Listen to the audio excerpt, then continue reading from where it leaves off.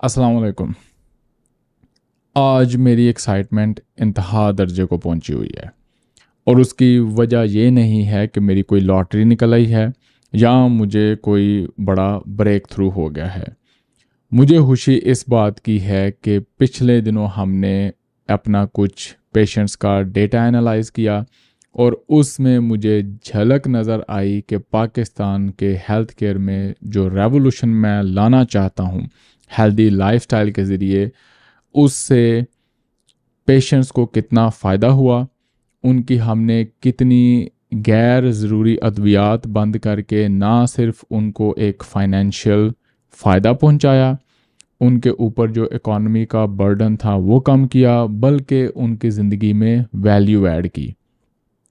Value इस तरह add की कि वो दिन में 12, 14, 15 दवाइयाँ खाने की बजाय अपने आप को किसी मीनिंगफुल और पर्पसफुल एक्टिविटी में इन्वॉल्व कर सकते हैं। प्लस वो पैसे जो उनके दवाइयों की वजह से बचे, उनको वो अपनी ज़िंदगी में दूसरी खुशहाली लाने के लिए यूज़ कर सकते हैं, अपने लाइफस्टाइल को और भी बेहतर बनाने के लिए यूज़ कर सकते हैं।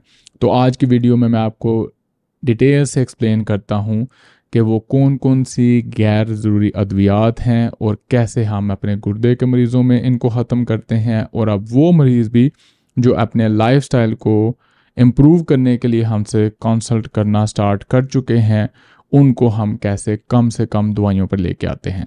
अस्सलाम वालेकुम, डॉक्टर वैज़का from Expert Consult clinic of Lahore, अपना नेफ्रोलॉजी हैट पहने हुए।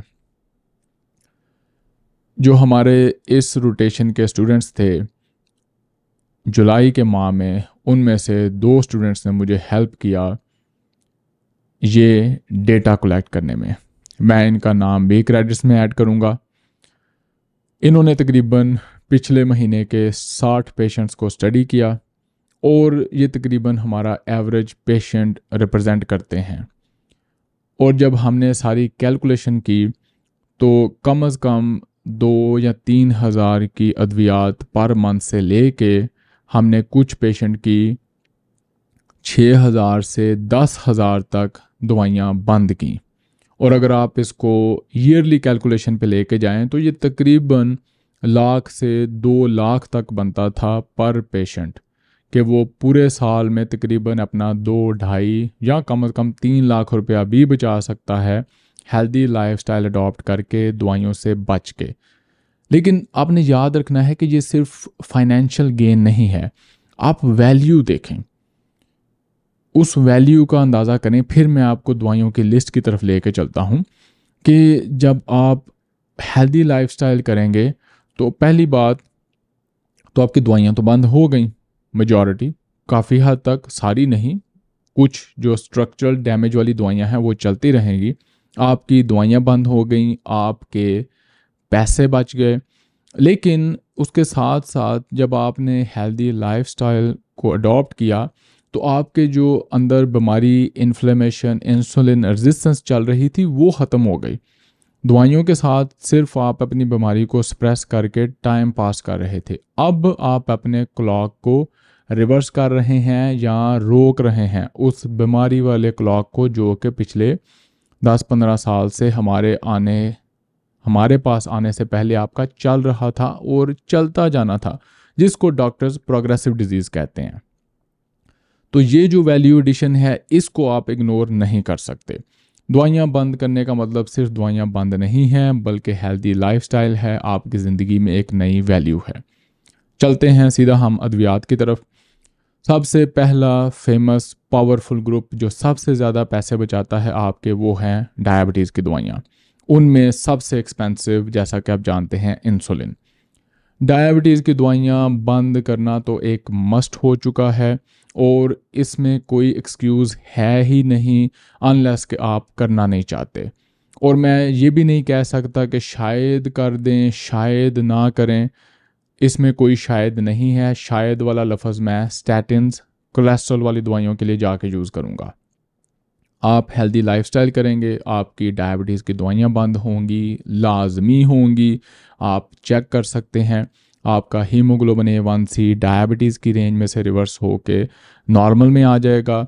दुनिया में कोई डॉक्टर, कोई इंसान, कोई मुआलज आपको कह नहीं सकता कि आपने ये गलत काम किया है, आप ये दवाई बंद नहीं कर सकते। आपकी जब डायबिटीज़ है ही नहीं तो दवाई किस चीज़ की।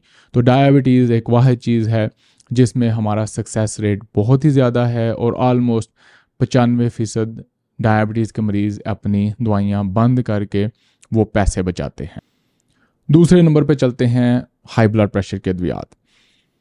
मरीज़ आते हैं 4-4, 5-5 ब्लड प्रेशर की दवाइयाँ चल रही हैं, फिर भी 140, 45, 50 ब्लड प्रेशर चल रहा है, साथ गुर्दे का मर्ज़ भी है।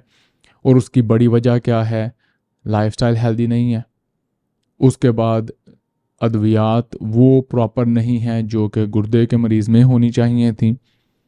उसका नतीजा क्या निकलता है? 4-4, 5-5 दवाइयाँ दे के हाई पोटेंसी डोज में उनको ब्लड प्रेशर सप्रेस करने के लिए कहा जाता है। जब आप लाइफस्टाइल करते हैं, और लाइफस्टाइल में मोटे मोटे नंबर जो कि आपको रिसर्च में भी मिल जाएंगे और हमारे पेशेंट का भी एक्सपीरियंस है, वो है कि वर्जिश करने से, और ये वर्जिश वाले पेशेंट से मेरी रिक्वेस्ट है कि आपने ज़रूर शेयर करना है, सिर्फ रेगुलर वॉक, बेसिक एक्सरसाइज करने से आपका ब्लड प्रेशर 10 से 20 नंबर, 10 से 20 मिलीमीटर ऑफ मरकरी कम होता है। जिसका मतलब है कि अगर आप वर्जिश नहीं करेंगे तो आपका 140 है, और जो ही आप वर्जिश करना शुरू करते हैं हफ्ते 2 हफ्ते के अंदर अंदर वो 140 से 120 पर अपने आप आ जाएगा, और कोई भी चेंज किए बगैर।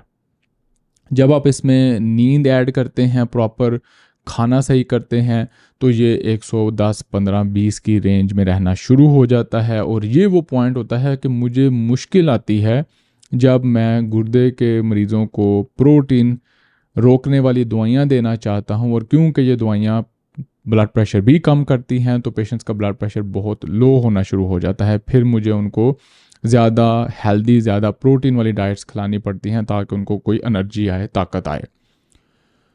तो ब्लड प्रेशर वाली अद्वियात भी बिल्कुल डायबिटीज़ की दवाइयों की तरह ऑलमोस्ट 90-95% ख़त्म की जा सकती हैं, कम से कम की जा सकती हैं हेल्दी लाइफस्टाइल के साथ।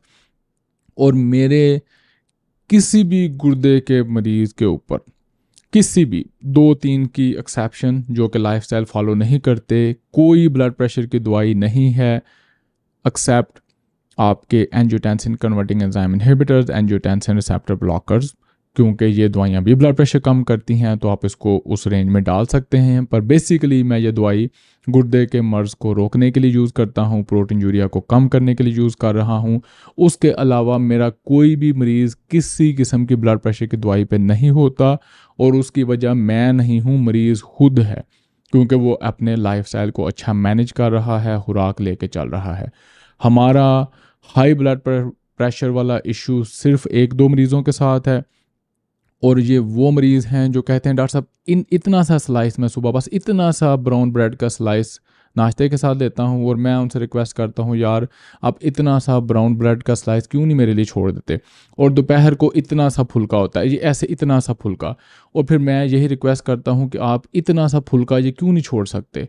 अब ये जो इतना सा ब्राउन ब्रेड का स्लाइस है जिसका सिर्फ रंग ब्राउन है, बीच में वही सारी शुगर है, और इतना सा जो फुल्का है उसमें न्यूट्रिशन तो है कोई नहीं, आपको वो फ़ायदा तो पहुंचा कोई नहीं रहा स्वाय शुगर के, सोडियम के और ब्लड प्रेशर के और डायबिटीज़ के। तो आप क्यों नहीं इतना सा ब्रेड का स्लाइस और इतना सा फुल्का, ये हाथ जितना फुल्का आप क्यों नहीं छोड़ सकते। ये वो पेशेंट हैं जो ये इतना सा स्लाइस और इतना सा फुल्का नहीं छोड़ सकते, उनका ब्लड प्रेशर सही नहीं रहता, उनके लिए हमें डायबिटीज़ वाली दवाइयाँ भी चलानी पड़ती हैं, ब्लड प्रेशर वाली भी 1-2 दवाई चलानी पड़ती है। और मेरी हर विज़िट पे इनसे ये रिक्वेस्ट होती है कि आप मेहरबानी करके किसी प्रोफेसर के पास चले जाएं, आपका भी फ़ायदा, उसका भी फ़ायदा, फार्मास्यूटिकल कंपनियों वालों का भी फ़ायदा। तो blood pressure again metabolic health का इशू है। जब आप रेगुलर लाइफस्टाइल के साथ चलते हैं तो हमारा कोई भी मरीज़ ब्लड प्रेशर की दवाई पे नहीं हो रहा, बचता नहीं रहता, उसकी ब्लड प्रेशर वाली सारी दवाइयाँ ख़त्म हो जाती हैं। तीसरा कंपोनेंट आता है यूरिक एसिड और कोलेस्ट्रॉल वाली दवाइयाँ। यूरिक एसिड की दवाई और यूरिक एसिड तो इतना बड़ा मजाक है पाकिस्तान में कि बस मेरी हंसी भी निकल जाती है और मेरा रोना भी निकल जाता है। यूरिक एसिड ना कोई बीमारी है, ना हमारा यूरिक एसिड का कॉन्सेप्ट ठीक है। Uric acid basically 70 to 80% population में। आपने याद रखना है, मैं कोई चीज़ें नहीं बेचने आया हुआ, मैं आपको सही डेटा देने आया हूँ, इसलिए मैं 100% एक्सट्रीम पे नहीं जा सकता। 70 to 80% लोगों में यूरिक एसिड एक इन्फ्लेमेटरी मार्कर है। बाकी 20-30 में जेनेटिकली हो सकता है कि उनको वाकई ही दवाई की ज़रूरत हो, लेकिन 70-80% लोगों में ये एक इन्फ्लेमेशन का मार्कर है और इंडिकेट करता है कि आपका लाइफस्टाइल अनहेल्दी है। अब इन पेशेंट्स को मैं पहले यूरिक एसिड वाली दवाइयाँ बंद करा के हेल्दी लाइफस्टाइल पे लेके चलता हूँ, और अगर उनका यूरिक एसिड सिर्फ हेल्दी लाइफस्टाइल से नॉर्मल रेंज में आ जाए तो बस दैट्स इट, कोई यूरिक एसिड की दवाई की ज़रूरत नहीं है। ये बहुत बड़ा स्कैम है। और अगर आपका यूरिक एसिड फिर भी हाई रहे और डिसप्रपोर्शनेटली हाई रहे, फिर मैं यूरिक एसिड की दवाई दोबारा री इंट्रोड्यूस करा देता हूँ।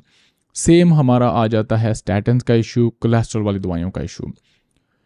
कोलेस्ट्रॉल वाली दवाइयाँ भी एक बहुत बड़ा स्कैम बन के सामने आ रही हैं, लेकिन उन मरीज़ों के लिए जिनको अभी स्ट्रक्चरल डैमेज नहीं है।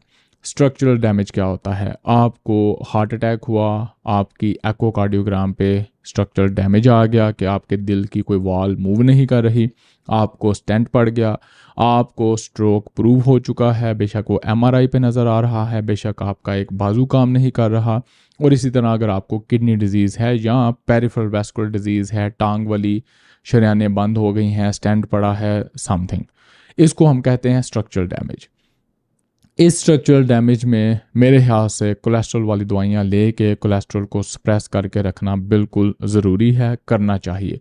लेकिन वो मरीज़ जिनको स्ट्रक्चरल डैमेज नहीं है, इनमें से कुछ भी नहीं है, डायबिटीज़ रिवर्स हो गई है लाइफस्टाइल से, बाकी आपके कोई कार्डियोवैस्कुलर रिस्क नहीं है, इन पेशेंट्स को स्टैटिन्स देना सिर्फ हाई कोलेस्ट्रॉल की वजह से, बजाय ये कहने के कि चाचा जी कोलेस्ट्रॉल खाना बंद करें, सब्जियां ज़्यादा खाएं, वर्जिश करें, लाइफस्टाइल हेल्दी करें, मेरा ख्याल है ये ज़्यादती है। और सेम मैं फार्मूला करता हूँ कि पहले लाइफस्टाइल करवाता हूँ, उससे अगर कोलेस्ट्रॉल नॉर्मल रेंज में आ जाएं तो किसी किस्म की कोलेस्ट्रॉल वाली मेडिसिन की ज़रूरत नहीं है, मैं बंद कर देता हूँ।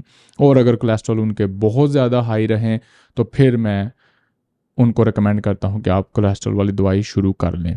और अगेन इसमें भी हमारा डायबिटीज़ और ब्लड प्रेशर वाली दवाइयों की तरह 100% सक्सेस रेट तो नहीं है, लेकिन तकरीबन 70-80% लोगों में हम यूरिक एसिड और कोलेस्ट्रॉल वाली दवाइयाँ भी बंद करने में कामयाब हो जाते हैं।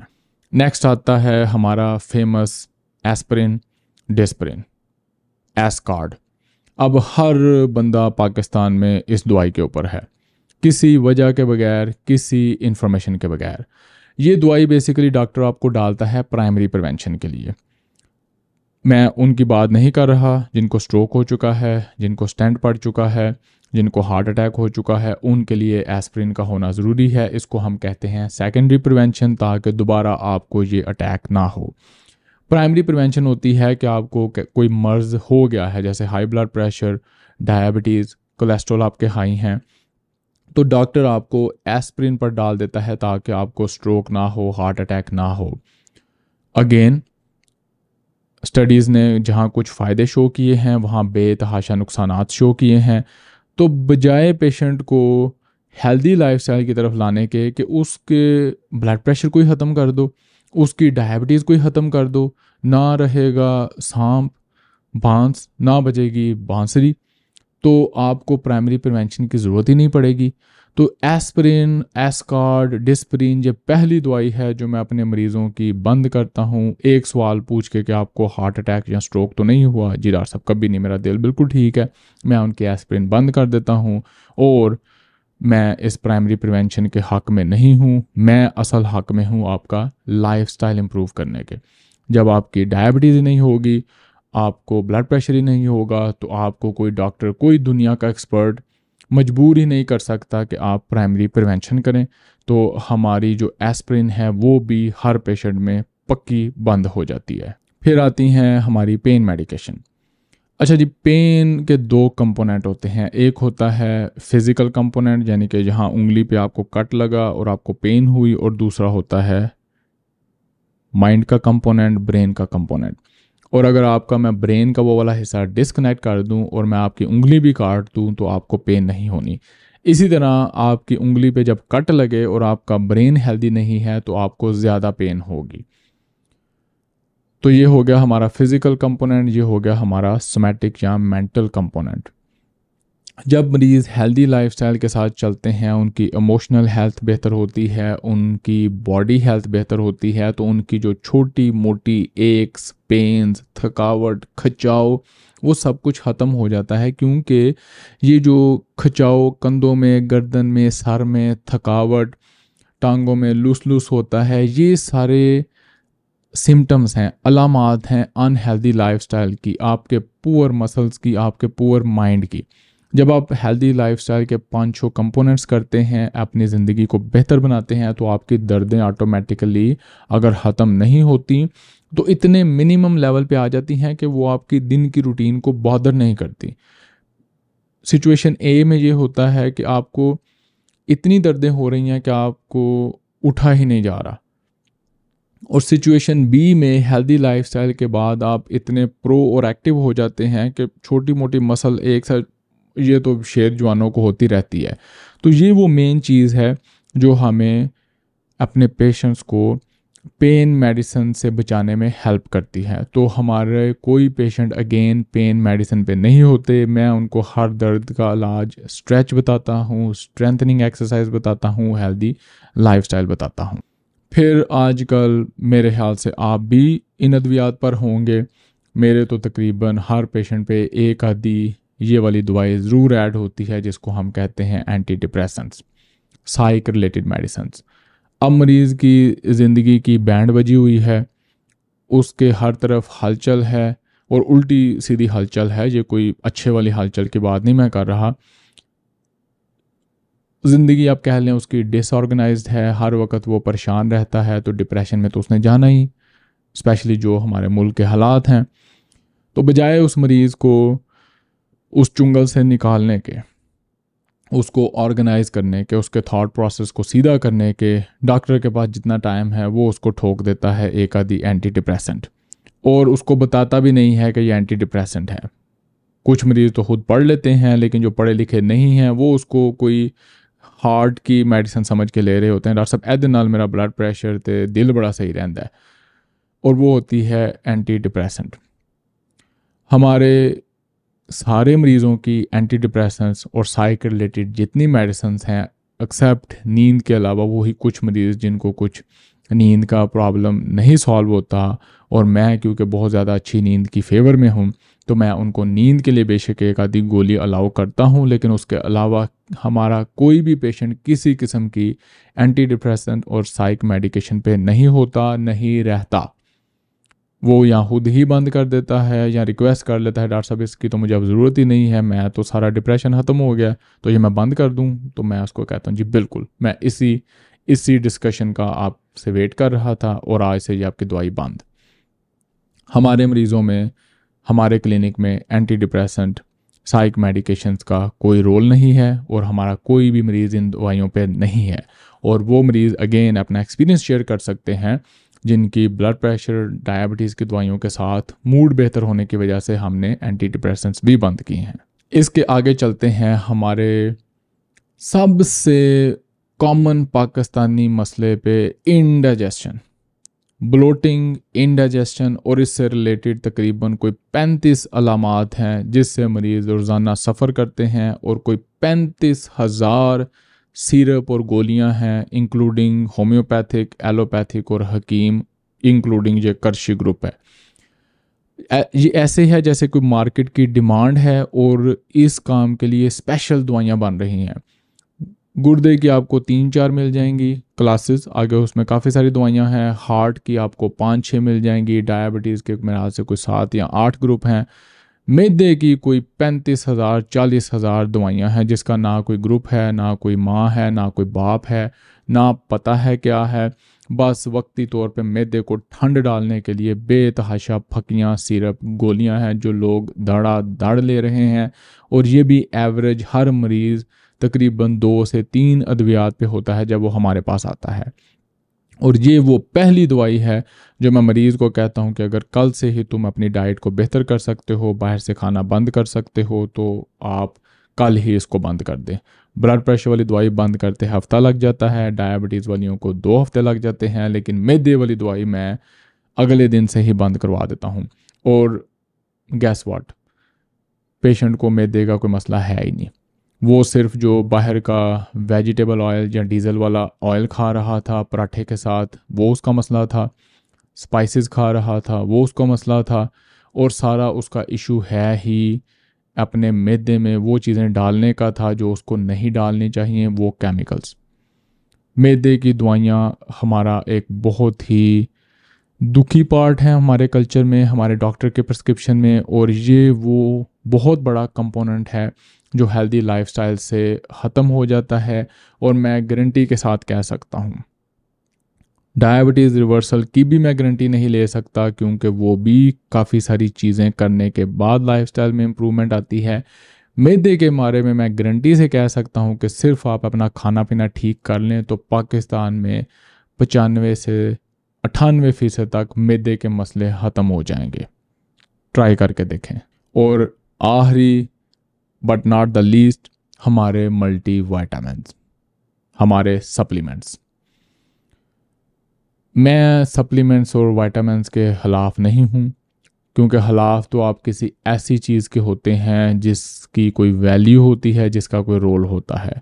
मेरा ख्याल है मल्टी वाइटामिन्स होने ही नहीं चाहिए, ये सप्लीमेंट्स एग्जिस्ट ही नहीं करने चाहिए। नेचर ने हमारी खुराक में हर तरह की चीज़ प्रोवाइड की है, और हमारे अंदर जो हमारे बैक्टीरिया हैं उनको ये कैपेसिटी दी है कि वो हमारे लिए खुराक में से हर तरह के मिनरल्स, वाइटामिन्स और केमिकल्स बना सकते हैं जिनकी हमारी बॉडी को सेहतमंद रहने के लिए ज़रूरत है।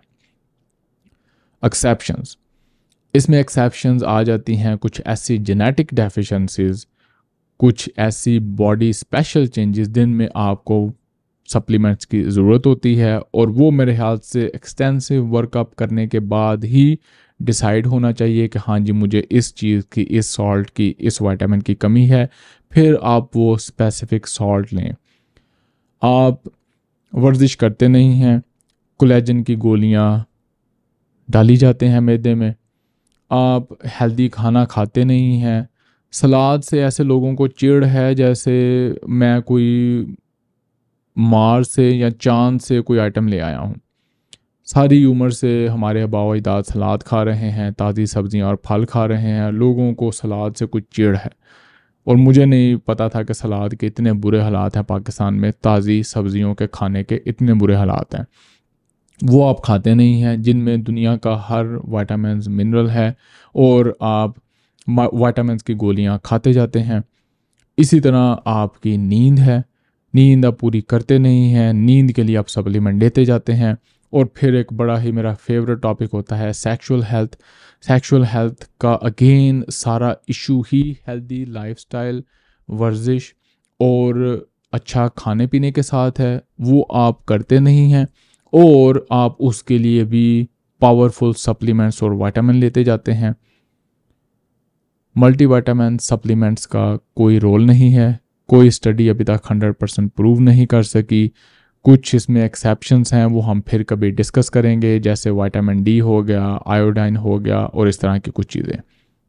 इसके अलावा आपकी बॉडी को किसी किस्म के सप्लीमेंट की ज़रूरत नहीं है, तो मैं बड़े एक्सपेंसिव किस्म के पेशेंट्स के मल्टीविटामिन्स बंद कर देता हूँ, क्योंकि वो हेल्दी लाइफस्टाइल से ये सारा कुछ खुद ही अचीव कर सकते हैं। एपिसोड को फिनिश करते हैं फाइनल थॉट प्रोसेस के साथ कि मेरी सारी आज की एक्साइटमेंट थी कि हम लोगों की ज़िंदगियों में कितना बड़ा डिफरेंस क्रिएट कर रहे हैं, उनकी लाइफस्टाइल चेंज करके, उनकी अद्वियात बंद करके। और फिर मैं आपको वही रिक्वेस्ट करूंगा कि आपको मेरे पास आने की ज़रूरत नहीं है। अगर आप ये सारा कुछ खुद ही कर सकते हैं तो अपने लाइफस्टाइल को बेहतर करें। हर तरह की इंफॉर्मेशन डिटेल से मैं हर एपिसोड में दे चुका हूँ। अगर आपको समझ नहीं आ रही तो आप 100 दफ़ा हमें कंसल्ट कर सकते हैं, पर जब आप मेरे पास आएंगे तो मैंने कोई स्पेशल आपको फार्मूला नहीं देना जो इनसे डिफरेंट होगा। और मैं ये सिर्फ इसलिए कर रहा हूँ कि मैं अपने 200, 400, 500, 5000 पेशेंट्स तक ये इंफॉर्मेशन लिमिटेड नहीं रख सकता। इस वक्त पाकिस्तान बड़े नाजुक मोड़ पर खड़ा है और कोई 6-7 करोड़ डायबिटीज़ का पेशेंट है, 3-4 करोड़ गुर्दे का मरीज़ है और बाकी बीमारियां तो अल्लाह की पनाह, एड्स, हेपेटाइटिस बी, सी, ब्लड प्रेशर और 26,000 और मसले। मेरा इस वक्त सारा फोकस है मेटाबॉलिक हेल्थ पे और उस कंपोनेंट पे जिससे हमारे मरीज़ों की ज़िंदगियां बेहतर हों, उनमें वैल्यू ऐड हो। और यही मेरा मोटिव है जिसकी वजह से मैं चाहता हूं कि मैं सारी इन्फॉर्मेशन आपके साथ शेयर करूं।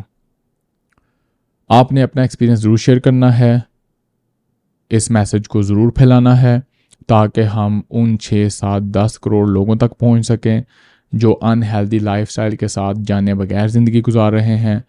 और मुझे अपनी ओपिनियन ज़रूर देनी है। उन पेशेंट से फिर रिक्वेस्ट है कि जिन्होंने अपना लाइफस्टाइल चेंज करके बेशक हमसे कंसल्ट किया, बेशक हमसे कंसल्ट नहीं किया, सिर्फ हमारा कंटेंट देख के अपनी ज़िंदगी को बेहतर बनाया, दवाइयाँ बंद की, प्रोटीन यूरिया बेहतर किया, प्लीज़ कमेंट्स में अपना एक्सपीरियंस ज़रूर शेयर करें। उससे मेरी कोई दुकान नहीं चल जानी, उससे पेशेंट्स को बहुत पॉजिटिविटी आती है। और इस वक्त हमने पाकिस्तान में सेट नेगेटिविटी जो है स्पेशली हेल्थ और हेल्थ केयर से रिलेटेड, उसको हमने ख़त्म करना है। उसमें प्लीज़ प्लीज़ मेरी हेल्प करें, अपना एक्सपीरियंस शेयर करें और मरीज़ों को बताएं कि हेल्दी लाइफस्टाइल के साथ आपकी ज़िंदगी में क्या चेंजेस आई, ताकि उनको भी इंकरेजमेंट हो और वो भी इस रास्ते की तरफ चलना शुरू करें। आपकी ओपिनियन का इंतज़ार रहेगा। मुलाकात होगी अगली इससे भी ज़्यादा एक्साइटिंग वीडियो में। अल्लाह हाफिज़।